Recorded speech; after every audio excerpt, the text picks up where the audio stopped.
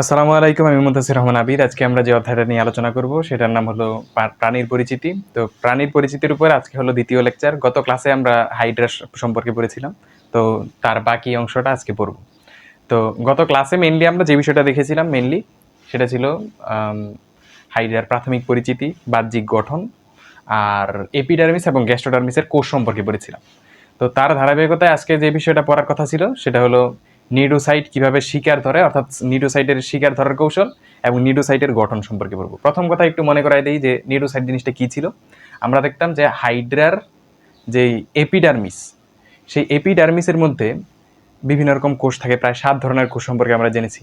ওই যে সেই বিখ্যাত সেই নেমোনিক দিয়ে, হ্যাঁ কি জানি পেশির কি জানি, দ্বারা মনে করি জনির জনি পেশির গরম দেখায়। তো ওই নেমোনিক দিয়ে আমরা মনে রাখবো, ঠিক আছে? তাহলে ওইটার মধ্যে কি ছিল? ইস্টে ছিল, ইতে ইন্টারস্টিশিয়াল কোষ, দন্তের সাথে স্নায়ু কোষ, সংবেদী কোষ, জনি দিয়ে জনন কোষ নিডোসাইট, পেশি দিয়ে পেশি আবরণী কোষ, গরম দিয়ে গ্রন্থি কোষ।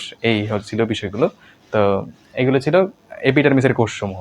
তাহলে এপিডার্মিসের মধ্যে একটা কোষ ছিল নিডোসাইট। ওই যে যেই কোষটা ছিল নিডোসাইট, সেই নিডোসাইট কোষটা সম্পর্কে বলবো। কি কারণে বলবো? নিডোসাইটের কিছু বিশেষ ক্যারেক্টারিস্টিক্স আছে। যেমন এই নিডোসাইটকে ইউজ করে হাইড্রা শিকার ধরতে পারে। তাহলে এটা যেহেতু একটু বিশেষ, আত্মরক্ষায় হেল্প করে, খাদ্য গ্রহণে হেল্প করে, তো এইসব কাজের কারণে এই নিডোসাইটের একটা আলাদা লেভেলের গুরুত্ব আছে। সেই জন্য আসলে আমরা আজকে নিডোসাইট সম্পর্কে বলবো। দেখো অলরেডি মানে এখানে দুইটা চিত্র এঁকেছি, দুইটাই নিডোসাইটের চিত্র। তাহলে নিডোসাইট জিনিসটা কি? এটা হলো এপিডার্মিসের একটা কোষ। এই কোষটা সম্পর্কে পড়বো। তো এটা হলো নর্মাল অবস্থায়, আর এটা হলো ভিতরে থাকা সূত্রটা যখন নিক্ষিপ্ত হয়, সূত্রকটা তখন যে অবস্থা সেটা হলো এরকম। আচ্ছা, আমি আগে নিডোসাইটের প্রাথমিক গঠনটা একটু বলি যে এখানে কি কি বিষয় আছে। দেখো এই যে এটাকে কি বলা হয়? এটাকে বলা হয় নিডোসিল। নিডোসিল, ঠিক আছে? এটাকে কি বলা হয়? নিডোসিল বলা হয়। নিডোসিলটা কিভাবে তৈরি হয়? এটা হলো তোমার রূপান্তরিত সিলিয়াম। রূপান্তরিত সিলিয়ামকে বলা হয় নিডোসিল। রূপান্তরিত সিলিয়াম, ঠিক আছে? আর মনে রাখবা এটা কিসের মতো কাজ করে? ট্রিগারের মতো কাজ করে। সিলিয়াম এটা কি করে? ট্রিগারের মতো কাজ করে। একটু লিখে দিই, ট্রিগার। ট্রিগারের মতো কাজ করে। ট্রিগারের মতো কিভাবে কাজ করে? ট্রিগার জিনিসটা কি? ওই যে তোমার পিস্তলের মধ্যে দেখবে এরকম একটা জিনিস আছে, এটাকে এইভাবে টান দিলে এখান থেকে গুলি বেরোয়। তো এই যে টান দেওয়ার যে জিনিসটা আছে এটাকে বলা হয় ট্রিগার। তো এই ট্রিগার জিনিসটা হলো এরকম যে এটা যদি সম্ভব উদ্দীপ্ত হয়ে যায়, তাহলে এটার ভিতরে থাকা যে সূত্রক আছে, এই সূত্রকটা বের হয়ে যায়, গিয়ে পশুকে শিকার করে ফেলে। পশু মানে পশু, প্রাণী, যাই হোক ওইটা। তো এটা হলো ট্রিগারের মতো কাজ করে, বুঝলাম? দেখো এই অংশটাকে বলা হয় বাট, ঠিক আছে? এটাকে কি বলা হয়? বাট বা শেফট। শেফট বলা হয়, শেফট। এরপরে যেমন ধরো এগুলোকে কি বলা হয়? এই যে এখানে দুইটা দেখতে পাচ্ছ না, কাটা চামচের মতো মনে হচ্ছে, এগুলোকে বলা হয় তোমার বার্ব বা কাটা, বার্ব। তো এখানে তো দেখতে পাচ্ছ দুইটা, কিন্তু আসলে ওই সাইডে আরেকটা আছে, হ্যাঁ ভিতরে। তো তাহলে বার্ব থাকে কয়টা? 3টি, বুঝলাম? এরপরে দেখো এখানে একটা ঢাকনা আছে, হ্যাঁ এখন এখানে একটা ঢাকনা আছে, এই ঢাকনাকে বলা হয় অপারকুলাম। অপারকুলাম নামক ঢাকনা। অপারকুলাম, অপারকুলাম, বুঝলাম? এরপরে দেখো এগুলো কি? এগুলো এই যে এখানে সুতার মতো দেখা যাচ্ছে, এগুলো হলো পেঁচানো সূত্রক। পেঁচানো সূত্রক, পেঁচানো সূত্রক, সূত্রক। এরপরে দেখো এখানে একটা তন্তুর মতো দেখা যাচ্ছে, এটাকে বলা হয় পেশি তন্তু। পেশি তন্তু, ঠিক আছে? দাঁড়াও একটু তন্তু বানানটা লিখি, তন্তু। বা এটাকে বলা হয় ল্যাসো, ঠিক আছে? ল্যাসো বলা হয়। এরপরে দেখো এই যে এটা কি কালো কালারের ডট দেওয়া, যেটা এটা হলো নিউক্লিয়াস, ঠিক আছে? এটা কি? নিউক্লিয়াস, নিউক্লিয়াস, বুঝলা? এরপরে এটা ছাড়া আর কি কি আছে? এখানে এরকম বিভিন্ন রসালো পদার্থ থাকে এইসব এই অঞ্চল জুড়ে। তো সেই সেই রসালো অংশটাকে বলা হয় সাইটোপ্লাজম। একটু মনে রাখবা, সাইটোপ্লাজম, সাইটোপ্লাজম। এটা ছাড়া আর কি কি আছে দেখো? এটা তো মোটামুটি এতটুকু ছিল, দেখি তো আর কোনো অংশ বাকি আছে কিনা। এগুলোই ছিল আসলে, হ্যাঁ এখানে তেমন কিছু নাই আর। পেঁচানো সূত্রক, পেশিতন্ত্র, ল্যাসো, নেমাটোসিস্ট, হ্যাঁ এগুলোই। আচ্ছা, এবার আরেকটা বিষয় একটু দেখো, নেমাটোসিস্ট। এই যে এই অংশটা, এই যে দেখো এখান থেকে স্টার্ট করে ভিতরের যে সম্পূর্ণ পার্টটা, হ্যাঁ এই যে এই অংশটা, এই পুরো অংশটাকে বলা হয় একত্রে নেমাটোসিস্ট। আচ্ছা এটা লিখি কোথায়? এখানে লিখে দিই। এটাকে বলা হয় কি? নেমাটোসিস্ট। নেমাটোসিস্ট। তো এই নেমাটোসিস্টের আরেকটা নাম আছে, সেটাকে বলে কি নিডা। নিডা বলা হয়। নিডা বলা হয় কাকে? নেমাটোসিস্টকে। বুঝলাম। এবার এই নেমাটোসিস্টের ভিতরে তোমার হিপনোটক্সিন পাওয়া যায়, ঠিক আছে? এটা একটা বিষাক্ত তরল, বিষাক্ত হিপনোটক্সিন, বিষাক্ত হিপনোটক্সিন, হিপনোটক্সিন, হিপনোটক্সিন বা হিপনোটক্সিনও বলা হয়, অনেক সময় নিউরোটক্সিনও বলা হয়, নিউরোটক্সিন, নিউরোটক্সিন, ঠিক আছে? আচ্ছা, হিপনোটক্সিনটা কি কি দিয়ে তৈরি হয়? এটা পরীক্ষার মধ্যে প্রায় সময় আসে, মনে রাখবা। হিপনোটক্সিন তৈরি হয় প্রোটিন আর ফেনল দিয়ে, প্রোটিন প্লাস ফেনল, প্রোটিন আর ফেনল দিয়ে আমার হিপনোটক্সিনটা তৈরি হয়। আচ্ছা দেখি তো এই অংশটা কি দেখা যায় কিনা। হ্যাঁ, দেখা যায়। ঠিক আছে, তাহলে হিপনোটক্সিনটা কোথায় পাওয়া যায়? এই নেমাটোসিস্টের ভিতরে পাওয়া যায় বা নিডার ভিতরে পাওয়া যায় হিপনোটক্সিন, বা এই এটাকে আমি কি বলি? হিপনোটক্সিন বা নিউরোটক্সিন। আচ্ছা, বুঝলাম। এবার দেখো, এটা তো নর্মাল অবস্থা। এই যে এই অপারকুলাম যেটা আছে, এই অপারকুলাম যে ঢাকনাটা, এই ঢাকনার ভিতরে আসলে এরকম সুতা থাকে, হ্যাঁ, এই সূত্রক। তো যখন এই অপারকুলাম ঢাকনাটা খুলে যায়, তখন এই ভিতর থেকে সূত্রকটা নিক্ষিপ্ত হয়, হয়ে এরকম অবস্থাটা প্রাপ্ত হয়। এবং এইখানে দেখতে পাচ্ছ যে ছোট ছোট কিছু কাটা আছে। বড় বড় যে কাটাগুলো আছে এদেরকে বলা হয় বার্ব, আর ছোট কাটাকে বলা হয় কি? বারবিউল। ঠিক আছে, বারবিউল মনে রাখবা, বারবিউল। বারবিউল থাকে কয় সারি? মনে রাখবা 3 সারি, 3 সারি লিখে দিলাম। 3 সারি বারবিউল পাওয়া যায় হাইড্রায়, হাইড্রার নেমাটোসিস্টে, ঠিক আছে, মানে হাইড্রার নিউরোসাইটে। তো এখন আমরা তাহলে এই এতটুকু বললাম। এবার আমরা এখন যে বিষয়টা পড়বো সেটা হলো যে হাইড্রা কিভাবে আসলে শিকার ধরে। হ্যাঁ, হাইড্রা কিভাবে শিকার ধরে সেই বিষয়টা পড়বো। তো সেটার জন্য আমি এই অংশটা একটু, আচ্ছা এটা থাক, দুইটা চিত্রই থাক, আমি মাঝখানের লেখাগুলো একটু মুছে দিই, ঠিক আছে? মোটামুটি লেখা তো বুঝতে পারছো যে কোনটাকে কি বলা হয়। আমি চিত্রটা রেখে জাস্ট এই লেখাগুলোকে একটু কমায় দিই, তাহলে এখানে একটু লেখার জায়গা পাবো। দেখো, এই অংশটা মুছে দিয়ে আমি একটু, দেখো একটা বিষয় দেখাই কিরকম। ধরো যে এটা ধরো হাইড্রা, ঠিক আছে? হাইড্রার আমি ধরো একটা নর্মাল ফর্মেটাকেই ধরো এরকম, হাইড্রাটা এরকম ধরো কর্ষিকা আছে উপরের দিকে এরকম, এরপরে ধরো এরকম ভাবে গিয়ে এরকম, এটা ধরো হাইড্রা, ঠিক আছে? হাইড্রার নর্মাল একটা চিত্র আঁকলাম। এখন একটা বিষয় দেখো, হাইড্রা এখন চাচ্ছে কি? শিকার ধরার জন্য। হাইড্রা যেহেতু একটা মাংসাশী প্রাণী, সুতরাং তার কি শিকার ধরা প্রয়োজন। তাহলে সে কিভাবে শিকারটা ধরে, এটা আসলে দেখি, দেখি কি হয়। দেখো, আমরা একটা জিনিস জানতাম, এই নিডোসাইট যেই কোষগুলা, এটা এই পাদচাকতি বা পদতলে পাওয়া যায় না। পাওয়া যায় কোন জায়গার মধ্যে সবচেয়ে বেশি? সেটা হলো কোর্সিকায়, এই যে উপরের দিকে, উপরের দিকের অংশে এই নিডোসাইটগুলো বেশি পাওয়া যায়। এখন নিডোসাইটের মধ্যে দেখো আমরা, এই যে এটা নিডোসাইটটা, ধরো একটা শিকার আসলো, ধরো এই যে এটা ধরো শিকার, এটা ধরো একটা মাছ, এটা একটা মাছ, দেখি তো মাছটা দেখা যায় নাকি?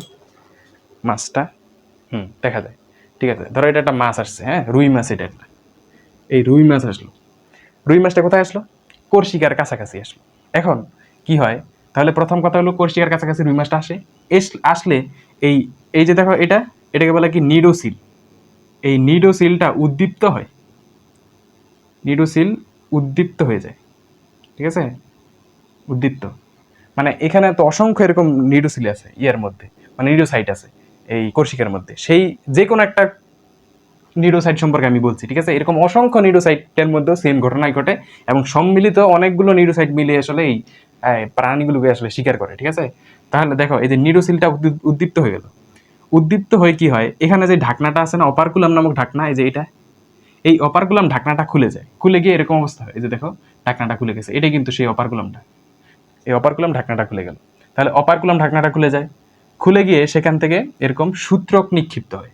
সূত্রকটা নিক্ষিপ্ত হয়ে এরকম মাছকে বিদ্ধ করে ফেলে, বুঝছো? ধরো এরকম বড় মাছ, মাছের শরীরের কোনো একটা অংশে এটা ঢুকে যায়, ঠিক আছে? এই যে দেখো, ঢুকে গেছে মাছটার। তো মাছটা তো একদম নিহত হয়ে গেল, মারা গেল। মারা যায় কিভাবে? দেখো, এর ভিতরে আমরা জানতাম যে হিপনোটক্সিন বা নিউরোটক্সিন থাকে এটার ভিতরে। এই নিউরোটক্সিন বা হিপনোটক্সিনটা এটার থ্রুতে গিয়ে গিয়ে গিয়ে গিয়ে এটার ভিতরে প্রবেশ করে, প্রাণীর ভিতরে। তাহলে এই যে ভিতরে যে প্রবেশ করলো, এই বিষাক্ত হিপনোটক্সিন ঢুকার কারণে এই যে কি বলে, এই মাছটা মারা যায়। তো এইভাবে আসলে হাইড্রা শিকার করে, ঠিক আছে? বুঝতে পারছো আশা করি। আমি আর কিছু লিখলাম না তো, খুবই ইজি কিন্তু। কোর্সিকার কাছাকাছি মাছ আছে, মাছটা আসলে বা প্রাণী আসলে সেখানে কি হয়? সেখানে নিডোসিলটা উদ্দীপ্ত হয়, নিডোসিল উদ্দীপ্ত হলে অপারকুলাম ঢাকনাটা খুলে যায়, ভিতর থেকে ভিতরে থাকা এরকম সূত্রকটা নিক্ষিপ্ত হয়, হয়ে গিয়ে আমার এই প্রাণীটাকে বিদ্ধ করে। বিদ্ধ মানে বুড়া করে না, বৃদ্ধ না, বিদ্ধ, ঠিক আছে? এই যে বিদ্ধ, আচ্ছা এটা জানি, অবশ্য জানো, অবশ্য থাক, সমস্যা নেই, তাও বললাম। তো বিদ্ধ করে, হ্যাঁ, মানে ভিতরে ঢুকিয়ে দেয়। তো ঢুকিয়ে দিলে এখান থেকে হিপনোটক্সিনটা ভিতরে যায়, গিয়ে মেরে ফেলে, তাহলে মারা গেল। তাহলে এভাবে আসলে সে শিকার করে, পরবর্তীতে সে খেয়ে ফেলে। হাইটা ওই মুখচুত্রি দিয়ে এরকম ভিতরে ঢুকে খেয়ে ফেলে। ওকে, এবার আসো, দেখলাম হাইডের সম্পর্কে। এটা এটা দেখার পরবর্তীতে এখন আমরা যে বিষয়টা পড়বো, যে এটার মধ্যে যেই এই কি বলে সূত্র নিক্ষেপ কৌশলটা বললাম, এখন আমরা যে বিষয়টা পড়বো সেটা হলো নেমাটোসিস্টের প্রকারভেদ। তো নেমাটোসিস্ট আসলে মেইনলি অনেক রকম হতে পারে, ঠিক আছে? নেমাটোসিস্ট অনেক রকম হয়। এখন যেটা পড়বো নেমাটোসিস্টের প্রকারভেদ, এখানে লিখে দিই নেমাটোসিস্টের প্রকারভেদ। নেমাটোসিস্টের প্রকারভেদ, সিস্টের প্রকারভেদ। অনেকগুলো থিওরিটিক্যাল কথাবার্তা আছে, সেজন্য আমি এটার মানে লিখে একবারে তোমাদেরকে দেখাবো। প্রকারভেদ, ঠিক আছে? দেখো, দেখো, এই যে এটা হলো তোমার নেমাটোসিস্টের প্রকারভেদ। মেইনলি হাইড্রাতে নেমাটোসিস্ট পাওয়া যায় 4 ধরনের। কয় ধরনের? 4 ধরনের। এই যে দেখো, 1 2 3 4। কিন্তু এখন পর্যন্ত আবিষ্কৃত নেমাটোসিস্ট হলো 23 প্রকারের, ঠিক আছে? এখন পর্যন্ত 23 প্রকারের নেমাটোসিস্ট শনাক্ত করা হয়েছে, 23 প্রকার। তো এটা শনাক্ত করেন কি? বিজ্ঞানী ভার্নার, ঠিক আছে? ভার্নার, ঠিক আছে? ভার্নার, এই যে এরকম ভার্নার। বিজ্ঞানী ভার্নারের মতে 23 ধরনের নেমাটোসিস্ট আছে। এর মধ্যে হাইড্রাতে পাওয়া যায় কয়টি? 4টি। এই যে 4টি, ঠিক আছে? 8টি না, কিন্তু 4টি। কি কি একটু নামগুলো দেখো। আছে হলো স্টিনোটিল বা পেনিট্রেন্ট, ঠিক আছে? স্টিনোটিল বা পেনিট্রেন্ট। আচ্ছা, বুঝতে পারছো তো নেমাটোসিস জিনিসটা কোথায় আছে? ধরো এটা হলো সম্পূর্ণ নিডোসাইটটা, এরকম ওই যে এরকম থাকে, যে এরকম, কি রকম জানি, এই যে এরকম থাকে না, এরকম। এরপরে এই যে এখানে এরকম, এই যে এখানে এরকম গোল্লা যে অংশটা আছে, এতটুকু অংশকে বলা হয় তোমার নেমাটোসিস্ট। তো এই নেমাটোসিস্টের প্রকারভেদই পড়ছি, ঠিক আছে? তাহলে এই নেমাটোসিস্টের ভিতরে নিশ্চয়ই সূত্রক বেরোয়, এটার ভিতরে সূত্রক থাকবে। সূত্রকের বৈশিষ্ট্য কেমন সেটা পড়বো। তারপরে এই মানে ওই নেমাটোসিস্টের কাজটা কি, কি কাজটা করে সে, এই বিষয়গুলো পড়বো। আচ্ছা, তার সাউন্ড কি রেকর্ড শুরু হয়েছে? আচ্ছা, ঠিক আছে। তো এই বিষয়গুলো এখন পড়বো। দেখো, মেইনলি এরকম নেমাটোসিস্ট আছে হলো 4 ধরনের। কি কি নাম? স্টিনোটিল বা পেনিট্রেন্ট, ভলবেন ডেজমোনিমি, এরপরে আছে কি স্টেপটোল ইনগ্লুটিনেন বা এটাকে বলা হলোট্রাইকাস আইসোরাইজাস, আর আছে স্টেরিল ইনগ্লুটিনেন বা এট্রাইকাস আইসোরাইজাস। আচ্ছা, একটু বলি, দেখো, স্টিনোটিল বা পেনিট্রেন্ট। পেনিট্রেন্ট মানে কি?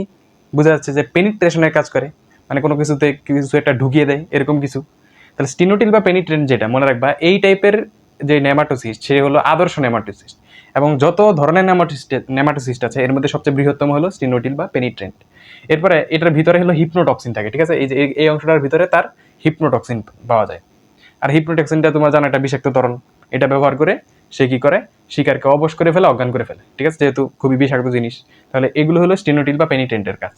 এছাড়াও থাকতে পারে কি ভলভেন্ট, বা ভলভেন্টের আরেক নাম কি ডেজমোনিমি।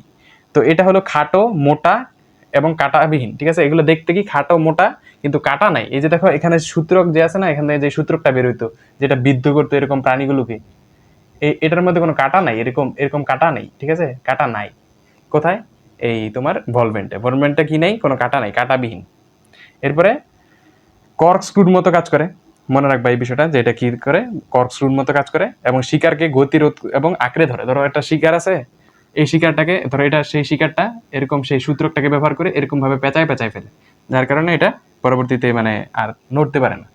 তাহলে এই যে আঁকড়ে ধরার কাজ করে কি? এই ভলভেন্ট বা ডেজমোনিম, বুঝলাম? এরপরে সূত্রকটা কেমন? খাটো, ঠিক আছে? যে খাটো সূত্রক এবং মোটা সূত্রক।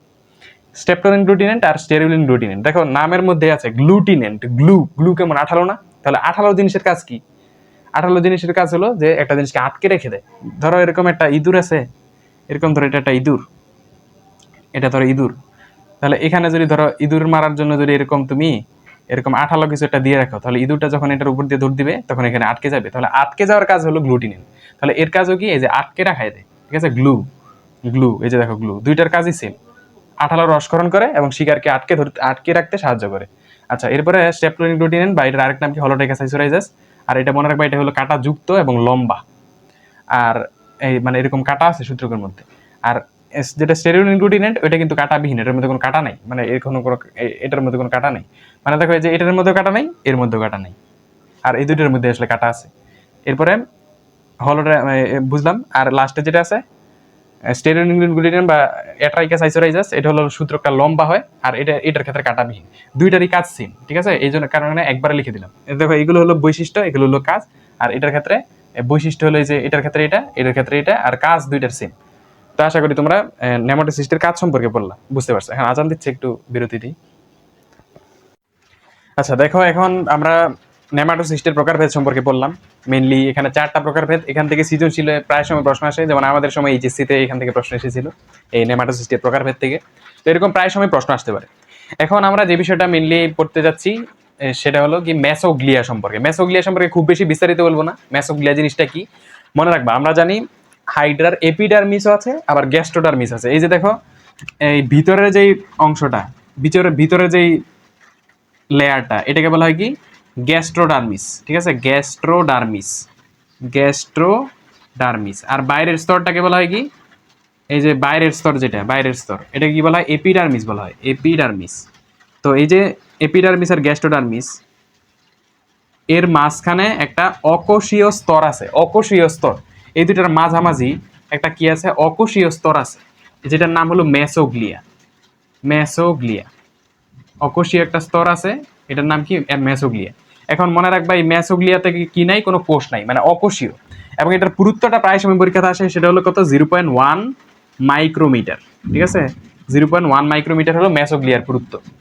আর মেসোগ্লিয়া থেকে বিভিন্ন রকম আঠালো রসক্ষরণ হয়, এই বিষয়টা মনে রাখবা। তাহলে রস, আঠালো রস, ঠিক আছে, এখান থেকে তৈরি হয়। তো এতটুকু জানলেই চলবে মেসোগ্লিয়া সম্পর্কে। আর এই যে দেখো, ভিতরে হাইডের ভিতরে যে গহ্বরটা আছে, বিশাল বড় একটা গহ্বর দেখা যাচ্ছে এখানে। এই গহ্বরটাকে কি বলা হয় বলতো? এই যে এই পুরো গর্তটা, এই যে দেখো, এই যে সম্পূর্ণ যে গর্তটা আছে, এটার নাম হলো সিলেন্টেরন। কি নাম? সিলেন্টেরন। সিলেন্টেরন। দেখো গত ক্লাসে আমি এই বিষয়টা বলেছিলাম, সিলেন্টেরনের কাজ কি? সে একাধারে পরিপাকেও হেল্প করে, আবার তোমার সংবহনে হেল্প করে। এই কারণে সিলেন্টেরনকে অনেক সময় পরিপাক সংবহন গহ্বর বলা হয়, ঠিক আছে? পরিপাক সংবহন গহ্বর। এছাড়াও দুইটা নাম আছে, একটু মনে রাখবা। এখানে আমি একটু লিখে দিই সিলেন্টেরনের অপর নাম। এই যে দেখো, এখানে লিখে দিই। একটা নাম হলো ব্লাইন্ড গাট, ব্লাইন্ড গাট বা ব্লাইন্ড সেক, ব্লাইন্ড গাট বা ব্লাইন্ড সেক। এছাড়াও আছে সিলেন্টেরন।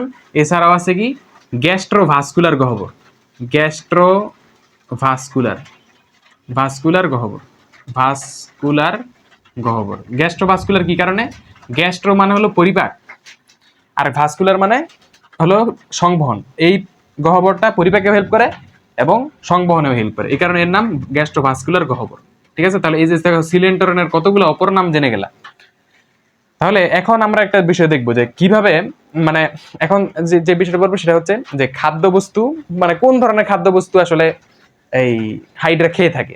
হাইড্রা কিন্তু তোমার মানুষের মতো না, ঠিক আছে? পিৎজা, বার্গার, ডোরা কেক এইসব খায় না, ঠিক আছে? সে কি খায়? অনেক ধরনের খাবার খায়।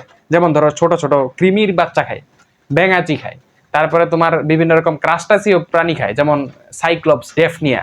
এরপরে তোমার এরকম আরো অনেকগুলো প্রাণী খায়, জলজ প্রাণী টানি, এগুলো খেয়ে সে বেঁচে থাকে। এখন সেই বিষয়গুলো যাচ্ছি না, সেটা খুব বেশি ইম্পর্টেন্টও না। এখন আমরা যে বিষয়টা বলবো মেনলি, সেটা হলো কি যে সিলেন্টেরন। আর আরেকটা বিষয় আছে কি, দেখো সিলেন্টেরনের সাথে অনেকটা আরেকটা জিনিস একটু ঝামেলা হতে পারে, সেটার নাম হলো সিলোম। দেখো সিলেন্টেরন আর আরেকটা বিষয় কি, সিলোম। এই দুইটার মধ্যে তুমি একটু মনে রাখবা, বিষয়ে একটু পার্থক্য আছে। আচ্ছা দেখি তো ক্যামেরাটা কি নড়ে গেল কিনা আবার, না ঠিক আছে। তো মানে সিলেন্টেরন আরেকটা কি সিলোম, সিলোম। এই দুইটার মধ্যে আমি একটু তফাৎটা বলি। দেখো সিলেন্টেরন আর সিলুমের মধ্যে তফাৎ কি? প্রথম, সিলেন্টেরনের কাজ তো জানোই যে পরিপাকে এবং সংবহনে হেল্প করে, এবং এটা কোন ধরনের প্রাণীতে পাওয়া যায়? নিডারিয়া প্রাণী, অর্থাৎ দ্বিস্তরী প্রাণীর মধ্যে পাওয়া যায়। দ্বিস্তরী, এই যে দ্বিস্তরী প্রাণীর মধ্যে পাওয়া যায়, অর্থাৎ যাদের এপিডার্মিস আছে আর গ্যাস্ট্রোডার্মিস আছে, এরকম দুইটা স্তরওয়ালা যেসব প্রাণী আছে তাদের ক্ষেত্রে আমরা এই সিলেন্টেরনটা পাই। এবং সিলেন্টেরনের কাজ হলো পরিপাক এবং সংবহনে হেল্প করা। আচ্ছা, সিলোম এরকম একটা গহ্বর, কিন্তু মনে রাখবা, ধরো এই যে চিন্তা করো যে গরুর ধরো ভুঁড়ি, চিন্তা করো গরু বা যে কোনো প্রাণীর ভুঁড়ি, ধরো এটা এটা যদি ধরো এরকম হয়, এরকম পরিপাক নালী বা পৌষ্টিক নালী, ঠিক আছে? আর এটা ধরো দেহ প্রাচীর, ঠিক আছে? এটাকে ধরলাম দেহ প্রাচীর। এই পৌষ্টিক নালী এবং দেহ প্রাচীরের মাঝখানে যে ফাঁকা জায়গাটুকু আছে, এটাকে বলা হয় সিলোম, ঠিক আছে? কি বললাম? পৌষ্টিক নালী। এই যে দেখো, পৌষ্টিক নালী বা পরিপাক নালী বলতে পারো, এবং দেহ প্রাচীর, এই যে দেহ প্রাচীর, দেহ প্রাচীর, দেহ প্রাচীর আর পৌষ্টিক নালীর মাঝখানে যেই গহ্বরটা থাকে, যে গর্তটা থাকে, সেটা নাম হলো সিলম। তাহলে সিলেন্টারন আর সিলুমের মধ্যে আর কোনো সময় ঝামেলা হবে না। এই বিষয়টা তোমরা একটু মনে রাখবে, ঠিক আছে? এখন আমরা যে বিষয়টা পড়বো সেটা হলো হাইড্রার পরিপাক সম্পর্কে, ঠিক আছে? এটা মুছে দেই। এখন আমরা যে বিষয়টা পড়বো সেটা হলো হাইড্রার পরিপাক। দেখো, হাইড্রার পরিপাকটা বোঝার জন্য আমরা গঠনটাকে আরেকবার লক্ষ্য করি। দেখো, আমরা জানতাম যে হাইড্রার ভিতরে একটা কি আছে, গহ্বর আছে, নাম হলো সিলেন্টেরন। দেখতে পাচ্ছ এই গহ্বরটা, এই যে ভিতরে যে গহ্বরটা আছে নাম কি? সিলেন্টেরন। এখন দেখো একটা বিষয় বলি, যে সিলেন্টেরন সম্পর্কে একটা বিষয় মনে রাখো, এটার নাম কি? সিলেন্টেরন। সিলেন্টেরন। এই যে সিলেন্টেরন, সিলেন্টারনের ভিতরেও খাবারের বস্তুর পরিপাক হতে পারে। ধরো এখান দিয়ে একটা মাছ খাইলো, হ্যাঁ, এই যে ধরো এখান দিয়ে একটা মাছ ঢুকে গেল, এই যে মাছটা ধরো এই মুখ গহ্বর দিয়ে এখানে ভিতরে ঢুকে গেল। তো ঢুকলে এই সিলেন্টারন বা গর্তের ভিতরে থাকা অবস্থায় কিছু পরিপাক ঘটে। এই গর্তের ভিতরে যে পরিপাকটা ঘটে, এটা কি কোনো কোষের সংস্পর্শে ঘটে না, মানে একটা ফাঁকা জায়গার মধ্যে পরিপাকটা ঘটছে। এই কারণে এটাকে বলা হয় বহিঃকোষীয় পরিপাক, ঠিক আছে? তাহলে বহিঃকোষীয় পরিপাক, সিলিন্ডারনের ভিতরে যে পরিপাকটা হয় সেটাকে বলা হয় বহিঃকোষীয় পরিপাক। আর এর পরবর্তীতে খাদ্যবস্তুটা মোটামুটি ধরো কিছু পরিপাক হওয়ার পরে এখানে থাকা যে কোষগুলো আছে ভিতরের দিকে, যে গ্যাস্ট্রোডার্মিসের যে কোষগুলো আছে ভিতরের অঞ্চলের কোষগুলা, সে কি করে, এই কোষগুলো কি করে, এই খাদ্যবস্তু থেকে নিউট্রিশন ভিতরে নিতে থাকে, ঠিক আছে? অর্থাৎ এটাকে শোষণ করতে থাকে। এবং ওই সময় একটা পরিপাক ঘটে, এই কোষের ভিতরে যাওয়ার পরে যে পরিপাকটা, সেটার নাম হলো অন্তঃকোষীয় পরিপাক। অন্তঃকোষীয় পরিপাক। আচ্ছা, তাহলে প্রথমত বহিঃকোষীয় পরিপাক হয়, এর পরবর্তীতে ঘটে অন্তঃকোষীয় পরিপাক। বহিঃকোষীয়কে আবার আন্তঃকোষীয় বলা হয়, আন্তঃকোষীয় বলা হয়। আর এটা কিন্তু একটু তফাৎটা একটু দেখে নিন। বহিঃকোষীয় পরিপাক আর কি, একটা কি অন্তঃকোষীয় পরিপাক। দেখো এখানে মানে এই খাদ্যবস্তু যখন ভিতরে ঢুকে, তখন মনে রাখবা এর মধ্যে শুধুমাত্র প্রোটিন জাতীয় যে খাদ্য আছে, সেই প্রোটিনটারই পরিপাক ঘটে এই বহিঃকোষীয় পরিপাকের ক্ষেত্রে। প্রোটিনটা কি হয়, এরকম একটা এনজাইম আছে, নাম হলো পেপসিন। এই পেপসিন এনজাইমের সহায়তায় সে পলিপেপটাইডে কনভার্ট হয়, ঠিক আছে? পেপটাইডে কনভার্ট হয়। এবং এতটুকুই আসলে পরিপাক। বহিঃকোষীয় পরিপাকের জাস্ট এতটুকু ঘটনাই ঘটে, ঠিক আছে?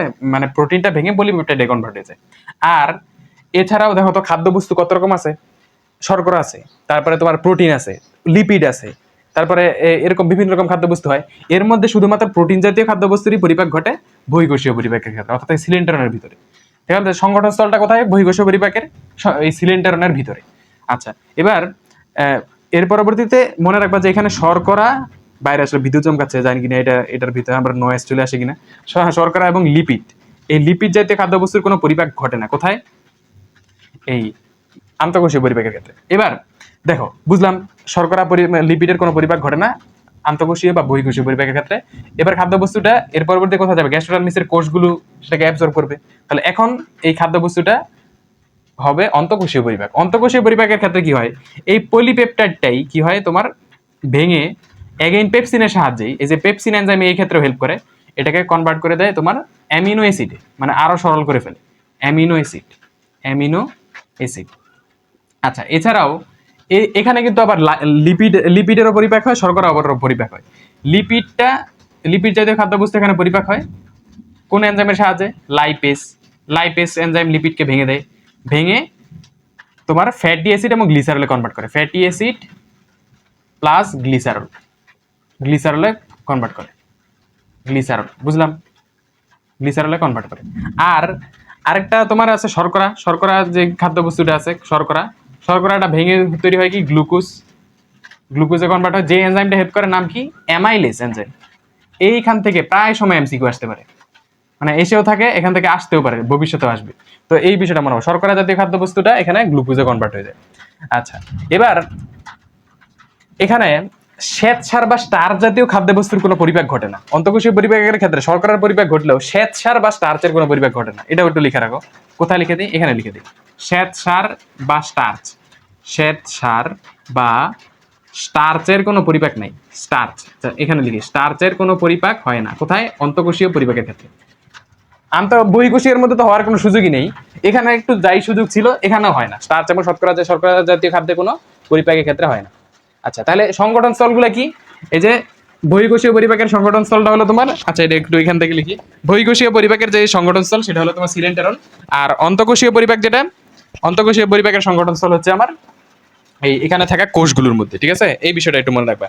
বুঝলাম সিলিন্ডারের নাম ও সিলোমের মধ্যে তফাৎটা বুঝলাম। এবার আমরা যে বিষয়টা পড়বো সেটা হলো হাইড্রার চলন সম্পর্কে। এখন বাইরে আসলে অনেক বৃষ্টি, তো এই কারণে খুবই বেশি নয়েজ হচ্ছে। তো আমি দেখি তো একটু কতক্ষণ হলো। ঠিক আছে। আচ্ছা, মোটামুটি ক্লাস ডিউরেশন শেষ করে দিই এখানেই। আচ্ছা, নেক্সট ক্লাসে আমরা বাকি বিষয়টা পড়ি। সামনের ক্লাসে আমরা যে বিষয়টা পড়বো সেটা হলো হাইড্রার চলন সম্পর্কে, এবং হাইড্রার চলনের পরিবর্তে হাইড্রার জনন, এবং লাস্টে একটা বিষয় আছে মিথজীবিত বা সিম্বায়োসিস, সেই বিষয়টা নিয়ে আলোচনা করবো। তো আজকের ক্লাসে এতটুকুই থাকলো, বাইরে নয়েজের কারণে আমি বন্ধ করে দিচ্ছি ক্লাসটা। সবাইকে দেখার জন্য ধন্যবাদ জানিয়ে এখানে শেষ করছি। আসসালামু আলাইকুম।